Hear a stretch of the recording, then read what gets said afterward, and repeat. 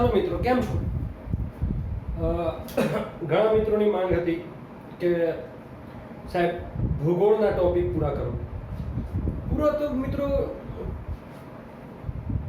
કોઈ વિષય પૂરો કરવો એ અઘરી વસ્તુ છે. એના માટે ઘણો જ સમય જોઈએ અને ડિફ્ટમાં હોય તો, નહીં તો મિત્રો પૂરું કરવું હોય તો 3 દાડામાં થઈ જાય.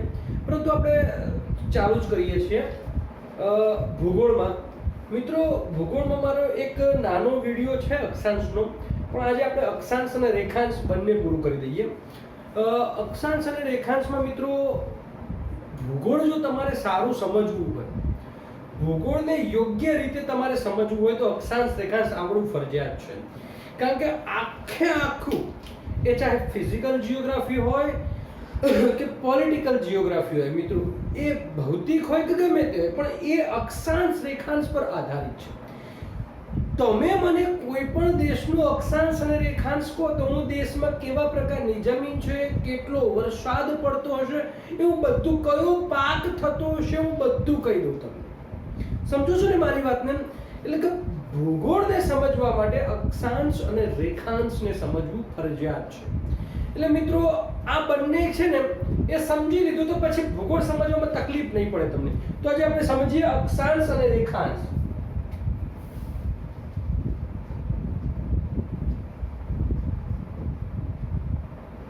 અક્ષાંશ અને રેખાંશ,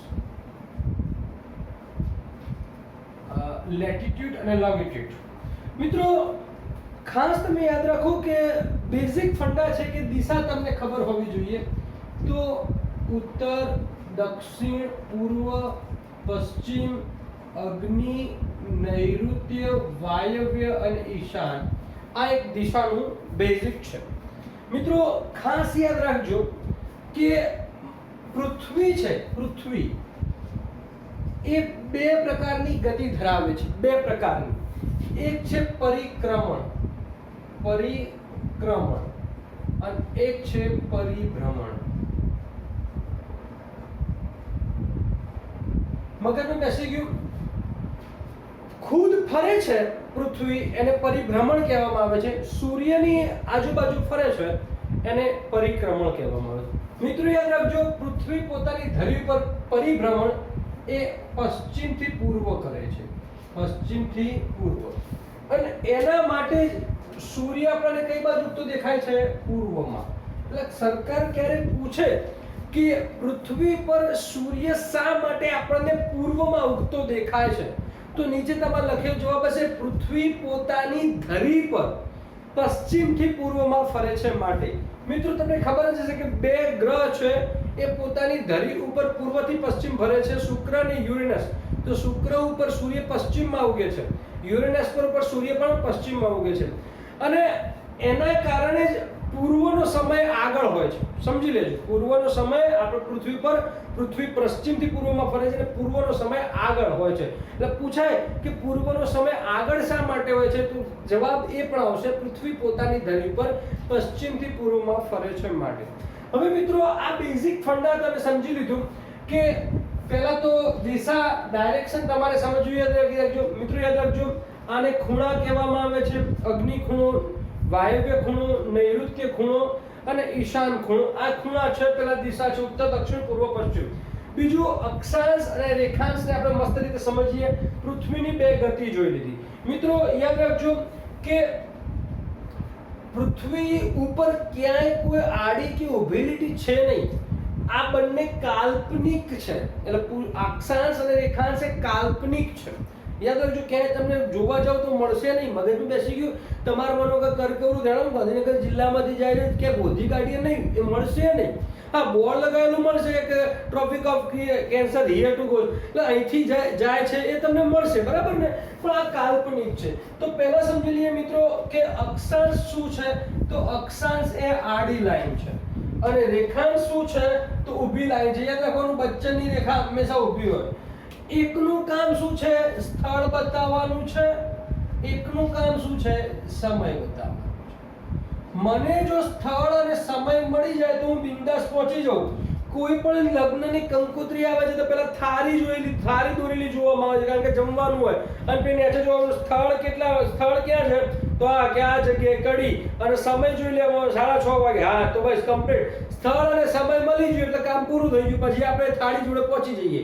પણ જો ભૂલે ચૂકે સ્થળ લખેલું ને સમય ના લખેલો, ફોન કરીએ કે જમવાનું કેટલા વાગે છે, સમજી ગયા ને? જો સમય લખેલો હોય, સ્થળ ના લખેલો તો ફોન કરીએ કઈ જગ્યાએ જમવાનું છે. એટલે બંનેની જરૂરિયાત છે. જો બંને મળી જાય છે તો આપણું કામ ઈઝી થઈ જાય છે. ભૂગોળમાં મિત્રો એ જ છે, તમને સ્થળ અને સમય મળી જાય કોઈ પણ જગ્યાનો તો મિત્રો એક્સેલેન્ટલી એ જગ્યાનું તમે ભૂપૃષ્ઠ જાણી શકો છો. તમે મને દુનિયાનો કોઈ પણ દેશ કહો મિત્રો, મને ડઝન્ટ મેટર છે, ખાલી મને અક્ષાંશ અને રેખાંશ કહી દો દેશનો, એ દેશની આખો ભૌગોલિક ચિતાર તમને આપી દો. ઇટ્સ ઈઝી મિત્રો, કંઈ અઘરું નથી કે ત્યાં કયો પાક થાય છે, ત્યાં કઈ જમીન હશે, ત્યાં કેટલો વરસાદ પડતો છે, એ પણ હું તમને કહી દઉં છું. તો પહેલા આ સમજવું, ડીપલી સમજીએ, શાંતિથી સમજીએ, કોઈ ઉતાવળ નથી. આ જો એક જ વસ્તુ, આ લોકડાઉન છે, કોવિડ-19 આ લંબી ચલને વાળી લડાઈ છે મિત્રો, બરાબર ને? તમે એમ માનતા હો કે આ પૂરું થઈ જશે, આ પૂરું થઈ જાય તો હજી તો 1 લાખ કેસ છે, એને રિકવર કરવામાં વાર લાગશે. એટલે કે લંબી ચલને વાળી લડાઈ છે મિત્રો, બરાબર ને? એટલે આપણે શાંતિથી ધીરજની પરીક્ષા થશે આપણી. એટલે ધીરજ રાખવાની છે, મસ્ત રીતે નોલેજ મેળવવાનું છે. તો મિત્રો સમજી લઈએ આપણે. પહેલા અક્ષાંશને સમજીએ. તો અક્ષાંશ શું છે પહેલા આપણે સમજી લઈએ. તો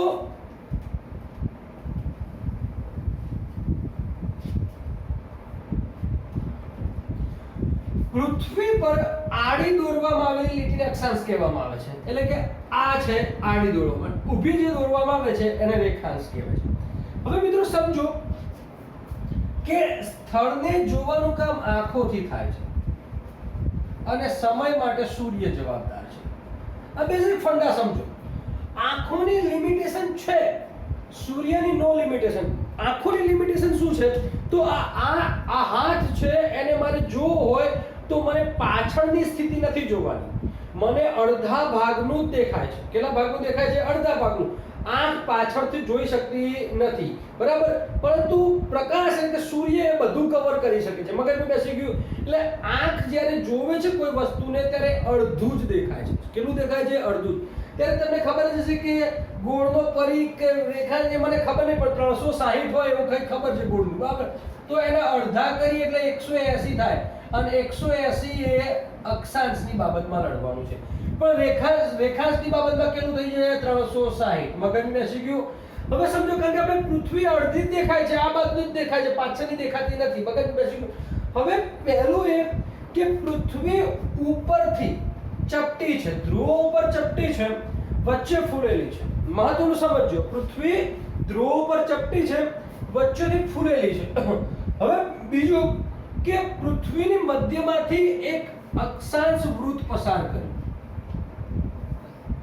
180 માંથી બે ભાગ પાડ્યા એટલે કે અહીંયા 0 અક્ષાંશ કીધું, ઉપર 90 મૂકી દીધા અને નીચે 90. સમજો મિત્રો, આ વચ્ચે પૃથ્વી ફૂલેલી છે, વચ્ચેનું વૃત્ત છે સૌથી મોટું છે, એટલે એને પહેલું બૃહદ વૃત્ત કહે છે, બૃહદ વૃત્ત. બીજું પૃથ્વી એટલે કે ભ્રુવ, મધ્ય રેખા પૃથ્વીની મધ્યમાંથી જાય છે એટલે એને ભૂમધ્ય રેખા તરીકે પણ ઓળખવામાં આવે છે. અને એનું ઓરિજિનલ નામ વિષુવવૃત્ત. વિષુવવૃત્ત. મગજમાં બેસી ગયું તમને? હવે મિત્રો સમજો કે પૂર્વમાં સૂરજ ઉગે,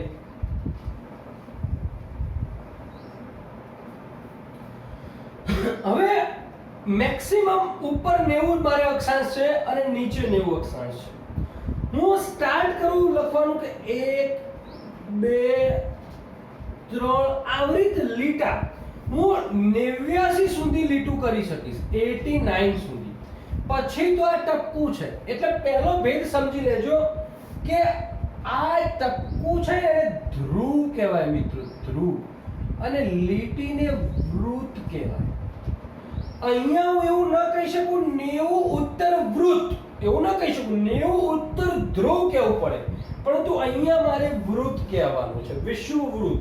એટલે સમજો કે અહીંથી સેમ પોઝિશન ફરીથી 1 2 3 એવરેજ હું નીચે પણ 89 કરી શકું છું. એટલે પહેલો ફંડા સમજજો મિત્રો કે અહીંથી લઈને 89 એટલે જો વિષુવવૃત્ત મિત્રો ગયું, વિષુવવૃત્તના ઉપરના ભાગને ઉત્તર ગોળાર્ધ, ગોળાનો અડધો ભાગ કીધો, અને નીચેના ભાગને દક્ષિણ ગોળાર્ધ કીધું. બીજું ઉપર જેટલી પણ લીટી કરવામાં આવી એને ઉત્તર વૃત્ત કહેવું છે, બરાબર ને, અને એટલે કે ઉત્તર અક્ષાંશ કીધું, અને નીચે પણ જેટલી લીટી કરવામાં આવી એને દક્ષિણ અક્ષાંશ. મિત્રો ઉપર ઉ દર્શાવવું ફરજિયાત છે અને નીચે પણ દક્ષિણ દર્શાવવું ફરજિયાત છે. સમજી લઈએ કે કોઈ ઉત્તરમાં ધારો કે માની લે કે મહારાષ્ટ્રનું એક સ્થળ છે એ 20 અક્ષાંશે આવેલું છે, અને એક બ્રાઝિલનું પણ સ્થળ છે એ 20 અક્ષાંશે આવેલું છે. તો બંને સ્થળ તો 20 અક્ષાંશે જ આવેલા છે, પરંતુ બ્રાઝિલનું કેવું હોય તો 20 દક્ષિણ અક્ષાંશ બોલવું પડે, મહારાષ્ટ્રનું કેવું હોય તો 20 ઉત્તર અક્ષાંશ બોલવું પડે. હવે સૂર્ય છે ને, સૂર્ય એ પોતાના કિરણો ફેંકે છે મિત્રો. સૂર્યના કિરણોને પૃથ્વી પર આવતા 8 મિનિટ અને 16 સેકન્ડનો સમય લાગે છે. કલ્પના કરો, સો ફાર સૂર્ય ઘણો દૂર છે. હવે મિત્રો એ યાદ કરો કે આપણે જ્યારે 5મા 6મા ભણતા હતા ત્યારે, શક્તિમાન આવતું તે વખતે આપણે જ્યારે 5મા 6મા ભણતા હતા ત્યારે પાઠ આવતો તો બિલોડી કાચની ગમ્મત. મને ખબર, કારણ કે હું કહેવાય કે છેલ્લી પાટલીનો વિદ્યાર્થી હતો અને આપણે પ્રયોગો કરવા બહુ ગમે, ભણવું ના ગમે, બરાબર. તો એ બિલોડી કાચની ગમ્મતમાં જ્યારે સાહેબે કાચ બતાવ્યો ત્યારે અક્ષરો જોયા તો મોટા દેખાતા હતા, પછી ક્યારેક ક્યારેક મજાકમાં કોકના દાંત પણ જોઈ લીધા ત્યારે મોટા દેખાતા હતા. પરંતુ મિત્રો આપણે હજી આપણી કહેવાય ક્યુરિયોસિટી ઘટી નહોતી, અને એટલા માટે આપણે બકાયદા ચોરી કરી હતી શનિવારે. બાસરાફી ચોર, સોમવારે પાછા મૂકી દેવાનું. તો બિલોડી કાચ ચોર્યો હતો. એ બિલોડી કાચ ચોરીને ઘરે જઈને પ્રયોગો થયા. એક પ્રયોગ એવો પણ કર્યો તો આપણે દિવાસળી સળગાવી હતી બિલોડી કાચ, યાદ છે ને તમને? હા, એ વખતે દિવાસળી સળગાવી હતી. ક્યારેક અત્યારે હાલ કોઈ ઘર સળગાવે, બરાબર. તો એ વખતે દિવાસળી ક્યારે સળગી હતી તો જ્યારે ગંધર્વ ઉપર બિલોડી કાચનું સીધું કિરણ પડે છે ત્યારે એ દિવાસળી સળગી જાય છે. પણ જો બિલોડી કાચ થોડો ત્રાસો મૂકવામાં આવે, જો જોજેનો ફાર થઈ જાય છે તો એ દિવાસળી સળગતી નથી. એટલે કે જેટલું નજીક એટલી ગરમી વધુ. તો મિત્રો તમે જો આ મિડલનો ભાગ છે, ઉપસેલો છે, સૂર્યની નજીક છે, અને અહીંયા સીધા કિરણો પડે છે, એટલે કે અહીંયા આ ભાગમાં ગરમી વધુ પડે છે. એટલે મિત્રો આ રીતના કિરણો પડતા જ હોય, પડતા જ ચાલે જાય, પડતા જ ચાલે જાય, પડતા જ ચાલે જાય, પડતા જ ચાલે જાય, પડતા જ ચાલે જાય મિત્રો, બરાબર. હવે અમુક જગ્યાએ આવીને ભૂગોળવેત્તાઓને મેજર તાપમાનમાં ડિફરન્ટ જણાવ્યું કે ભાઈ આટલાથી એકદમ તાપમાન ઓછું થઈ જાય છે. એ તાપમાનમાં ડિફરન્ટ જે જગ્યાએથી જણાવ્યો બંને બાજુ, એ જગ્યાને મુખ્ય વૃત્ત તરીકે ઓળખવામાં આવે.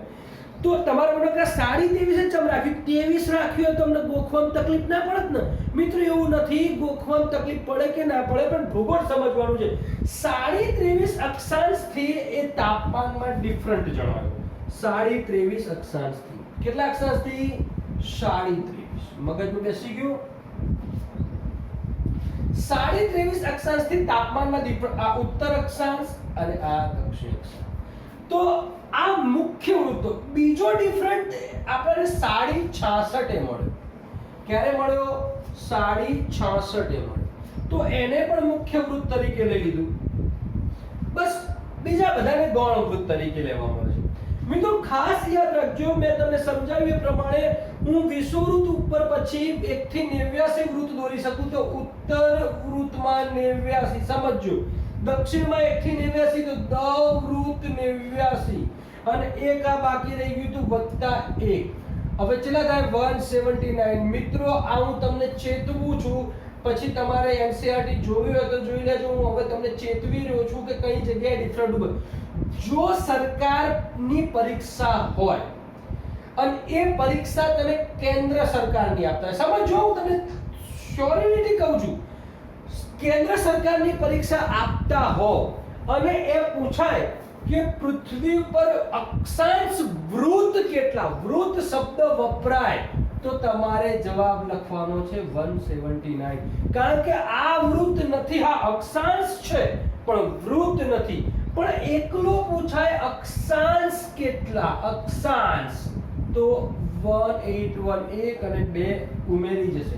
હવે તમને એવું લાગે કે સાહેબ જરા ખોટું બોલે છે, મેં તો ગુજરાત સરકારની ચોપડીમાં 181 જ વાંચ્યું. આ મિત્રો ગુજરાત સરકારની પરીક્ષા આપો તમારે 181 લખવાનું, ધોરણ 6 માં સ્પષ્ટ ઉલ્લેખ છે, કોઈ નવી એનસીઆરટી નવી બની, પરંતુ જૂની એનસીઆરટી ધોરણ 11 ભાગ 2 પેજ નંબર 25 લીટી નંબર 11 માં આ ઉલ્લેખ છે, તમારે જોઈ લેવાનો, બરાબર ને? અને બહુ ટેન્શન નહીં લેવાનું, કેન્દ્ર સરકારની પરીક્ષામાં એનસીઆરટી કહેવાય કે ઓથેન્ટિક સોર્સ છે. જો કેન્દ્ર સરકારની પરીક્ષા પૂછે વૃત્ત એકલું પૂછે તો 179, અક્ષાંશ પૂછે તો 181, ગુજરાત સરકારની પરીક્ષા પૂછે જય માતાજી 181 તમારે લડવાના છે, કારણ કે મેં તમને કીધું પેલું ધ્રુવ છે વૃત્તમાં આવતું નથી. હવે સમજી લઈએ કે આને કર્કવૃત્ત કીધું, કર્કવૃત્ત, અને આને મકરવૃત્ત કીધું, મકરવૃત્ત. મિત્રો યાદ રાખજો, tropic of cancer and tropic of કેપ્રિકોર્ન.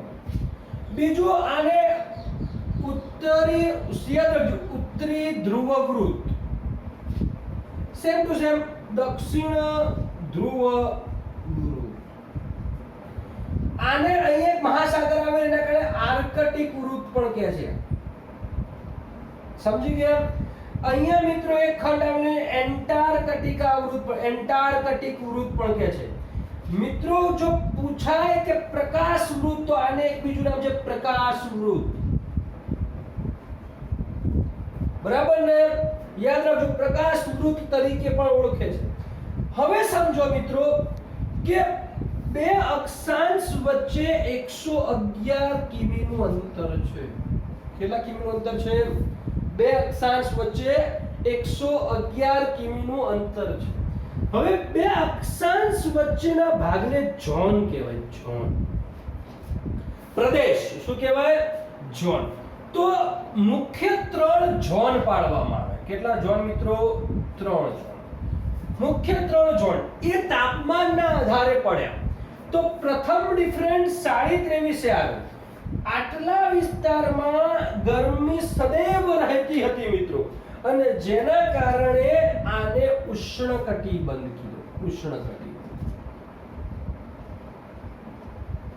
તો ઉષ્ણકટિબંધની વ્યાખ્યા મિત્રો, કર્કવૃત્ત થી લઈને મકરવૃત્ત વચ્ચેના ભાગને ઉષ્ણકટિબંધ કહેવામાં આવે છે. બીજી રીતે જોવા જઈએ તો 23.5 ઉત્તર થી લઈ 23.5 દક્ષિણ વચ્ચેના ભાગને ઉષ્ણકટિબંધ કહેવામાં આવે છે. કેમ? ઉષ્ણ એટલે ગરમ અને કટિ એટલે ભાગ અને બંધ એટલે પ્રદેશ, બરાબર? એવું ગરમ ભાગ છે મિત્રો એ ઉષ્ણકટિબંધ.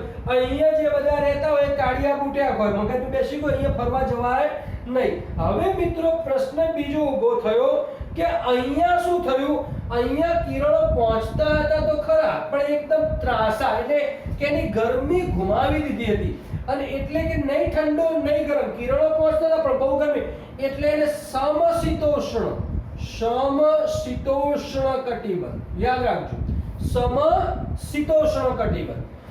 સેમ ટુ સેમ અહીંયા પણ સમશીતોષ્ણ કટિબંધ, શીતોષ્ણ, આ ઉત્તરી સમશીતોષ્ણ, આ દક્ષિણી. સરકાર પૂછે કે ઉત્તરી સમશીતોષ્ણ કટિબંધ તો 23.5 ઉત્તર થી લઈ 66 ઉત્તર વચ્ચે, કાં તો કર્કવૃત્ત થી લઈ ઉત્તર ધ્રુવ અધરવાઇઝ આર્કટિક વૃત્ત વચ્ચે. દક્ષિણમાં સેમ ટુ સેમ 23.5 થી દક્ષિણ થી લઈ અને 66 દક્ષિણ, કાં તો મકરવૃત્ત થી લઈને દક્ષિણ ધ્રુવ વૃત્ત વચ્ચે. મિત્રો સમજી લેજો, બહુ મહત્વની વસ્તુ છે. હવે આ જે પ્રદેશો છે એને એક વખત ડીવાયએસઓમાં પૂછાયું તો કયા વૃત્ત પછી 6 મહિનાની રાત્રિ ને 6 મહિનાના દિવસની શરૂઆત થાય છે? તો મિત્રો 66 પછીના પ્રદેશમાં 6 મહિનાની રાત્રિ અને 6 મહિનાના દિવસની શરૂઆત થઈ જાય છે. મગજ બેસી ગયું? બીજું મિત્રો કે અહીંયા 21 માર્ચ, સમજજો, 21 માર્ચ અને 23 સપ્ટેમ્બર બિલકુલ સીધા પડે છે, બિલકુલ વિષુવવૃત્ત ઉપર સીધા પડે છે, અને એટલા કારણે બંને ભાગમાં, ઉત્તર ગોળાર્ધ અને દક્ષિણ ગોળાર્ધ બંને ભાગમાં પ્રકાશ સરખી રીતે વહેંચાય છે. એટલે યાદ રાખજો, 21 માર્ચ અને 23 સપ્ટેમ્બરના રોજ સમગ્ર વિશ્વમાં સરખી રાત અને સરખો દિવસ હોય છે. બટ ધેન 21 જૂન કર્કવૃત ઉપર સીધા કિરણો પડે છે, લંબવૃત પડે છે, એટલે કે 21 જૂનમાં ઉત્તર ગોળાર્ધમાં દિવસ મોટો હોય છે અને મિત્રો દક્ષિણ ગોળાર્ધમાં રાત મોટી હોય છે. 21 જૂનમાં એવું થાય છે કે ઉત્તર ધ્રુવ પર આવેલો નોર્વે નામનો દેશ, એને મિત્રો અડધી રાત્રિનો દેશ, અડધી રાત્રિના સૂર્યનો દેશ કહેવામાં આવે છે. એમાં 24 કલાક આ દિવસ જ રહે છે. મગજ બેસી ગયું? ક્યારે? 21મી જૂનના. યાદ રાખજો, અડધી રાત્રિના સૂર્યનો દેશ નોર્વે, પણ ઉગતા સૂર્યનો દેશ જાપાન. જાપાનનું બીજું નામ છે નિપોન.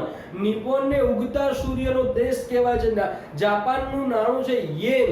મગજમાં બેસી ગયું મિત્રો? ટેકનોલોજીનો દેશ છે. ઓકે, ચલો આપણે આગળ વધીએ છીએ. તો આવી પરિસ્થિતિ થઈ. હવે મિત્રો સમજો કે ભારત તમને કઈ રીતે મળ્યું. તો ભારતનું ખાલી હું તમને અક્ષાંશ કહું, તમે ડિસિઝન લઈ શકો છો. ભારત 8.4 ઉત્તર અક્ષાંશથી લઈ 37.6 ઉત્તર અક્ષાંશ. ઉત્તર બોલું એટલે 8 થી 4 37. એટલે ભારતની મધ્યમાંથી કર્કવૃત પસાર થાય છે. કયું વૃત પસાર થાય છે? કર્કવૃત. કર્કવૃત ભારતના 8 રાજ્યોમાંથી વિશ્વના અમુક ચોપડીમાં 16 દેશ લખ્યા છે, અમુક ચોપડીમાં 17 દેશ લખ્યા છે, બરાબર ને?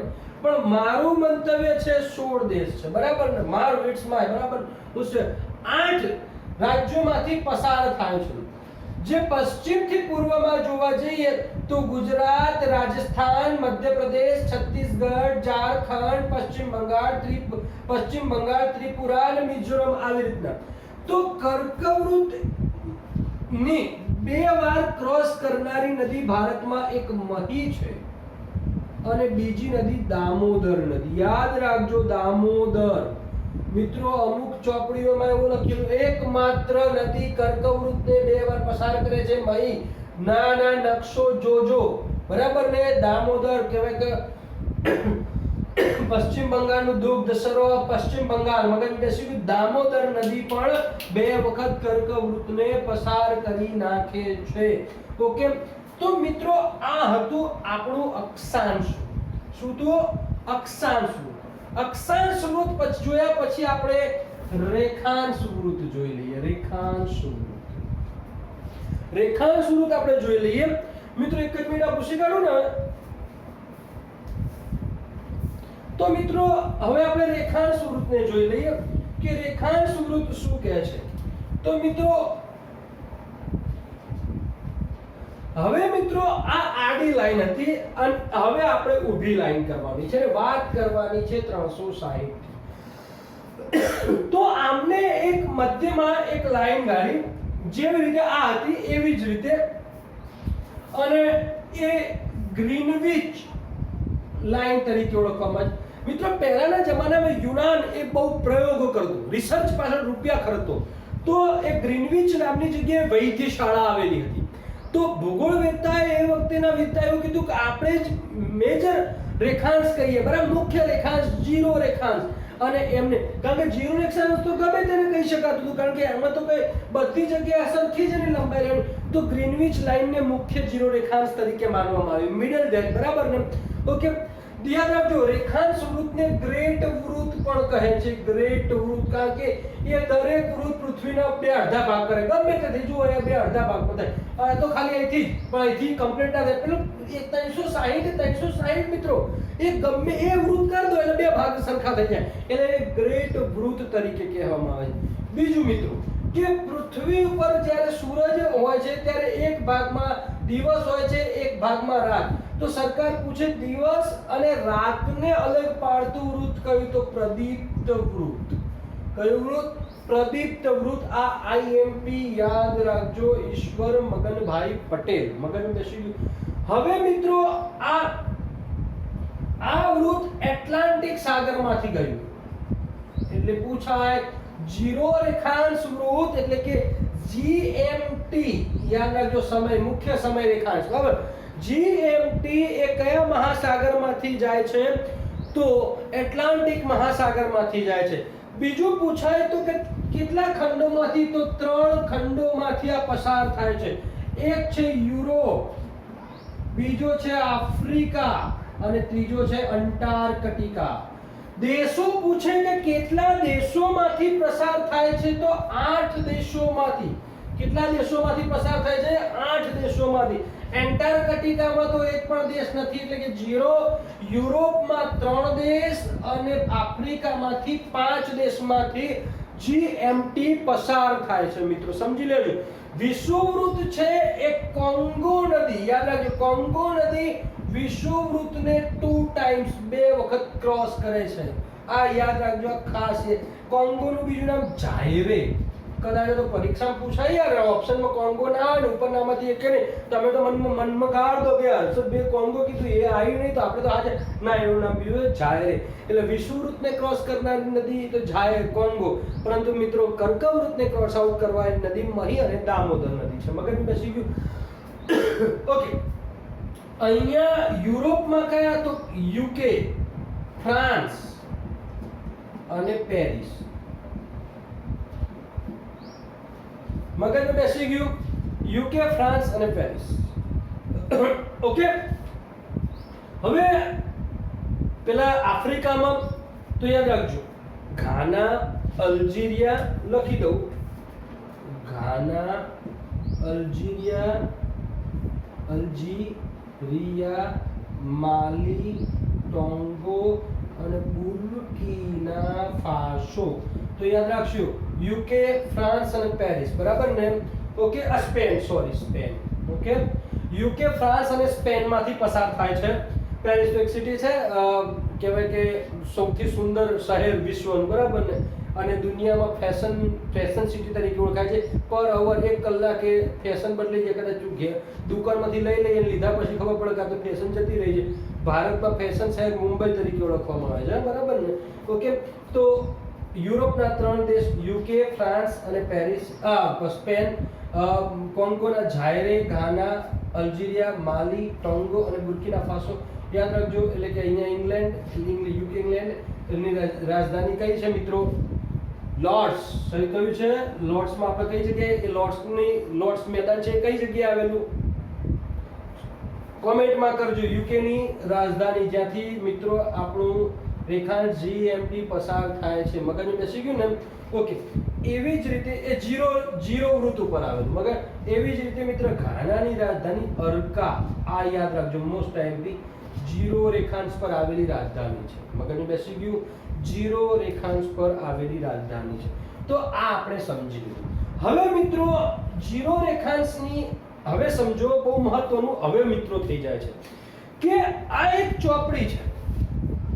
આ એક ચોપડીને મેં આમ કરીને આમ વાળી, સમજો, આમ કરીને મેં આમ વાળી દીધી.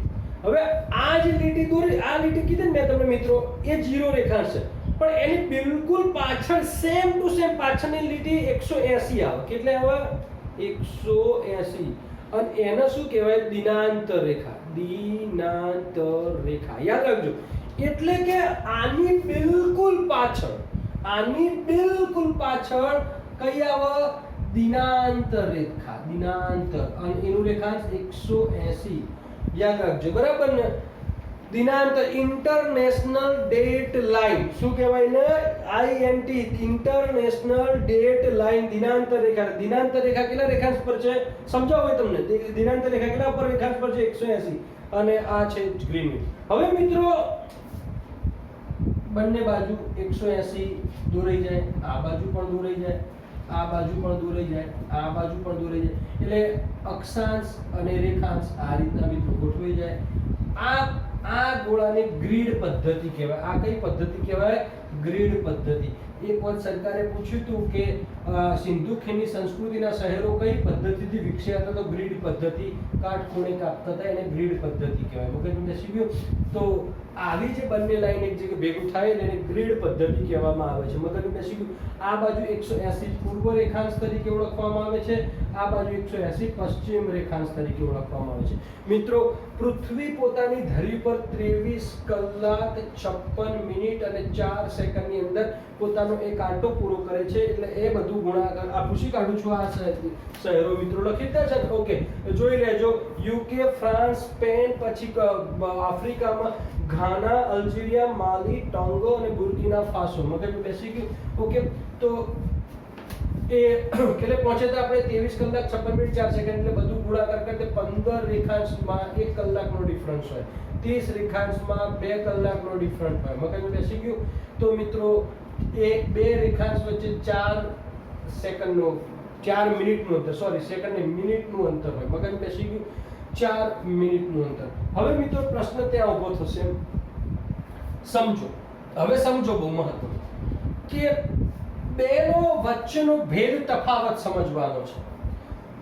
પૃથ્વીના ગોળા ઉપર આડી દોરવામાં આવેલી લાઈનને અક્ષાંશ વૃત્ત કહેવામાં આવે છે. તો પેલી બાજુ પૃથ્વીના ગોળાર્ધ ઉપર ઉત્તર ધ્રુવથી દક્ષિણ ધ્રુવ વચ્ચે ખેંચવામાં આવેલી ઊભી લાઈનને રેખાંશ કહેવામાં આવે છે.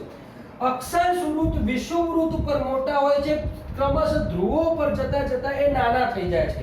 રેખાંશ વૃત્તમાં એવું નથી હોતું. એ બધી જગ્યાએ ધ્રુવોથી આ ધ્રુવ દરેક વૃત્તની લંબાઈ સરખી હોય છે. બીજું કે બે અક્ષાંશ વૃત્ત ઉપર હંમેશા દરેક જગ્યાએ સરખું અંતર હોય છે, પરંતુ બે રેખાંશ પર હંમેશા દરેક જગ્યાએ સરખું અંતર હોતું નથી. વિષુવવૃત્ત ઉપર સૌથી વધુ અંતર હોય છે, ધ્રુવો પર એ 0 અંતર થઈ જાય છે. મગજમાં બેસી ગયું. ઓકે, તો સમજી લઈએ. હવે સરકાર શું પૂછશે? સરકાર આ પૂછશે, બે રેખાંશ વચ્ચે, સમજો, બે રેખાંશ વચ્ચે વિષુવવૃત્ત ઉપર કેટલા કિમીનું અંતર હોય? તો 111.32. યાદ રાખજો, બે રેખાંશ વચ્ચે વિષુવવૃત્ત ઉપર કેટલા કિમી?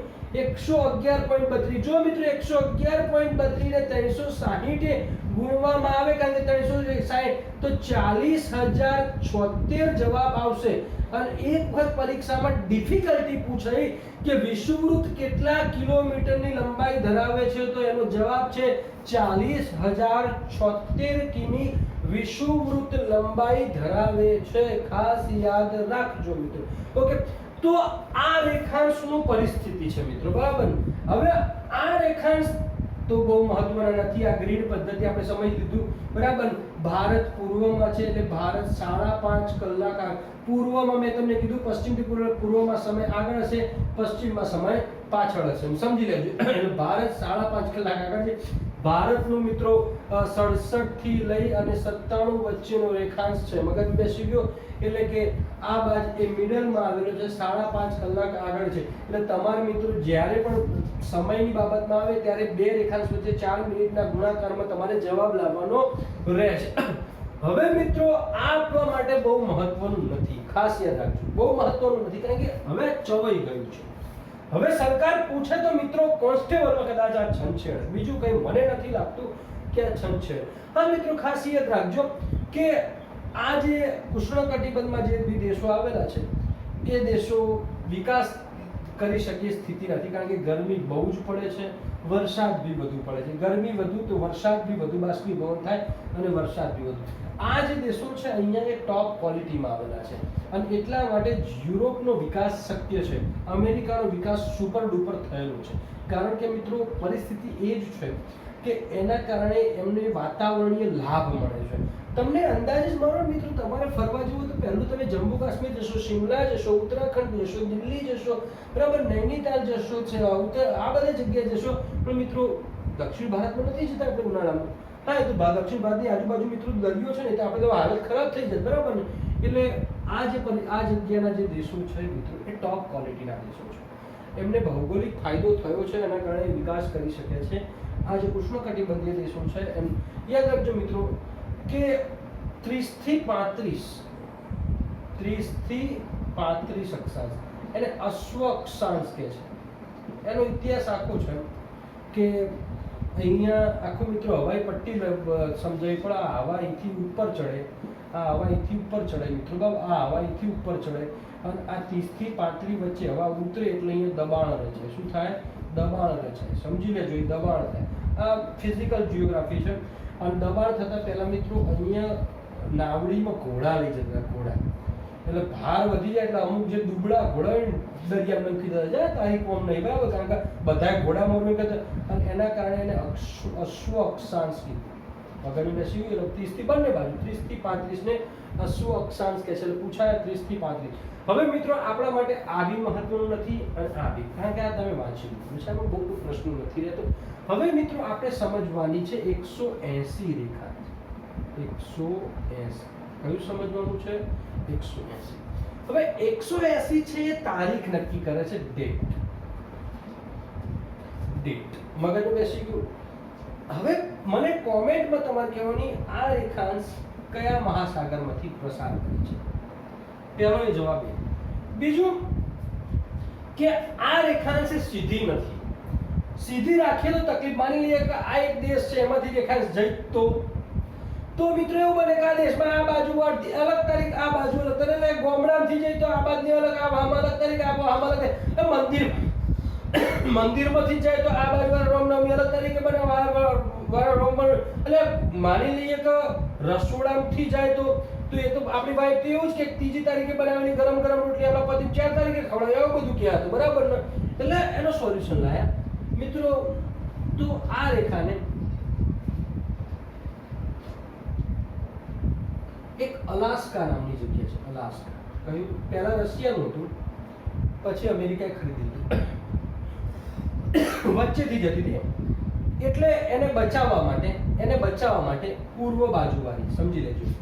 કઈ બાજુવાળી? પૂર્વ બાજુ. કેટલા અક્ષાંશે? 75 અક્ષાંશે ફર્સ્ટ એને ડાયમેન્શન આપ્યું. પછી મિત્રો બેરિંગની જળ સંધિ આવી, બેરિંગ, તો એને પશ્ચિમ બાજુવાળી. કઈ બાજુવાળી? પશ્ચિમ. પછી આગળ જતા એક ન્યુઝીલેન્ડ, બરાબર ને, ની જગ્યાએ આજુબાજુ ટાપીને બંને બાજુ ફરીથી પૂર્વ બાજુ વાળવામાં આવે. એટલે આવી રીતે 4 વખત વાળવામાં આવે. એટલે પૂછાય કે એકમાત્ર કયું રેખાંશ એ વાંકું ચૂકું છે? તો દિનાંતર લાઈન, તિથિ રેખા. હવે મિત્રો પ્રશ્ન એ થાય છે, તમારે યાદ રાખવાનું કે આ બાજુ આગળ હોય, આ બાજુ પાછળ હોય. સમજી ગયા મારે? યાદ રાખો, અહીંયા રવિવાર છે તો અહીંયા સોમવાર છે. સમજજો મિત્રો, આ બહુ ગજબનું કામ છે. અહીંયા રવિવાર છે તો અહીંયા સોમવાર છે. શું છે? હવે મિત્રો સમજજો, જો તમારું જહાજ પૂર્વથી પશ્ચિમ તરફ જાય છે, તિથિ રેખા પસાર કરે છે, તો તમારે શું કરવાનું ખબર? અહીંયા કયો વાર થઈ જશે? તો અહીંયા કયો વાર તમને મળશે? મંગળવાર મળશે. એટલે રવિવારે તમે નીકળ્યા, પણ આટલે પોતે સોમવાર પૂરો થઈ ગયો, તને મંગળવાર ચાલુ થઈ ગયો. એટલે પૂર્વથી પશ્ચિમમાં જતા તમને એક વાર ઉમેરી દેવામાં આવે છે. એક વાર ઉમેરી, એટલે સોમવારની જગ્યાએ કયો વાર મળે છે? મંગળવાર. અને એક દિવસનું નુકસાન જાય છે. તમારે સોમવારે તો તમે કામ કરી જ ના કે એક દિવસનું તમારી જિંદગીમાં નુકસાન થયું. પરંતુ પશ્ચિમથી પૂર્વમાં જવામાં આવે, પશ્ચિમથી પૂર્વમાં, તો માની લઈએ કે આ સોમવાર છે, આ રવિવાર છે, તો અહીંથી જ્યાં તો રવિનો સોમ થઈ જાય તો સોમનો સોમ જ મળે. એક દિવસનો ફાયદો થાય છે. આ IMP છે મિત્રો. મગજ બેસી ગયું? બસ મિત્રો, આ હતું અક્ષાંશ રેખાંશ. અક્ષાંશ રેખાંશમાં તમારે ખાસ આ યાદ રાખવાનું છે મિત્રો. આ પરિસ્થિતિ બહુ યાદ રાખજો. હવે પ્રશ્ન શું ઊભો થાય છે?